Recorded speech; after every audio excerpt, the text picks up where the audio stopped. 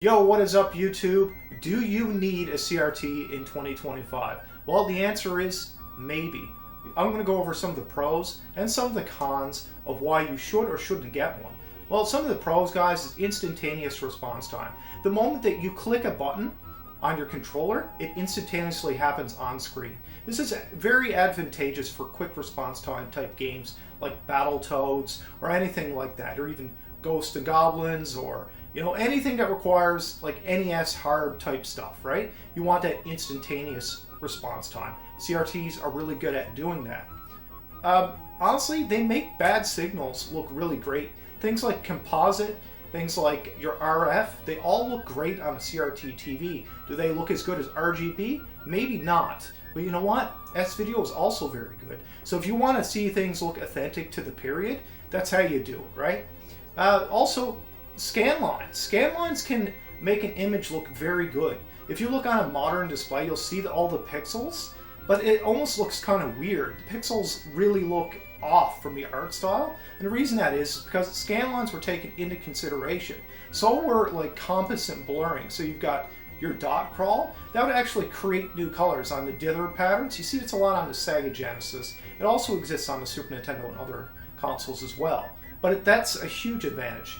It feels very period accurate. It's very nostalgic. It's how I remember playing these games. When I'm playing it on anything else, it just feels kind of off and weird.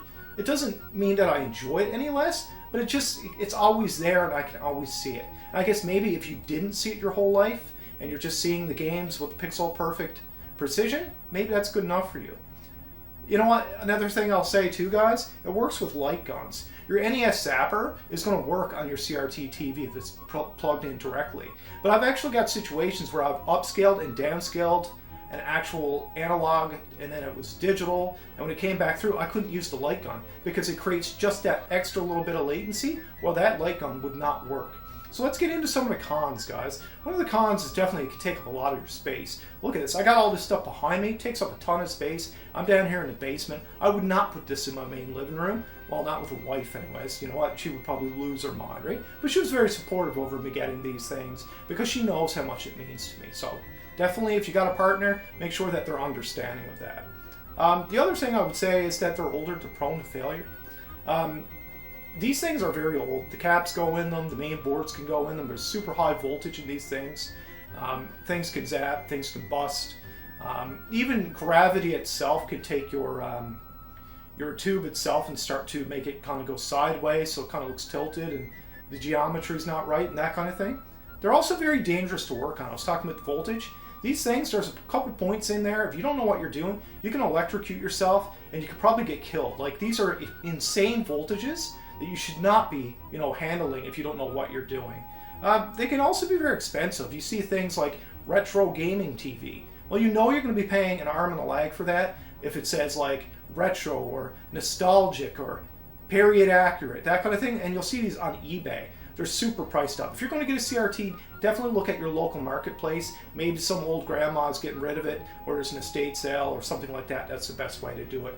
And honestly, I was talking about the geometry. The geometry, I can't say enough. These things are not perfect. CRTs, you're going to expect that sometimes the image is going to be a little bit off, but that's kind of the way it is. That's the way it was anyways. So trying to get it as close to as possible should always be what you're aiming for. So in 2025, would I recommend a CRT? If you're an absolute enthusiast and want to see it the best way, a CRT and your console, that's all you really need. But if you're trying to stream and stuff like that, do I recommend a CRT? No, I think what you should do is get an upscaler. CRTs are a worthwhile investment for an enthusiast. And look at that. Oh, okay. Well, there you go. That's hilarious. And that's how weird AI is. But anyways, yeah, would I recommend one?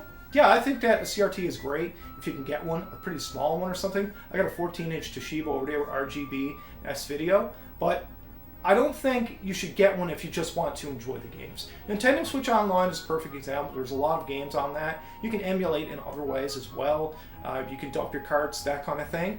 And honestly, is it really required? Honestly, no. I have them because that's what I'm used to and it's what I enjoy. It's part of what I do here on the channel. But you don't really need a CRT in 2025. All you need is an upscaler to be able to use it on a modern TV. What an upscaler does, guys, is it takes that analog input, it converts it to HDMI at 480p, sometimes 1080p or higher, and that will actually be usable by your TV. And because it's the correct resolution, the input latency will be very minimal. So that's it, guys. If you like this one, definitely check out this video where I talk about other retro things. Bye!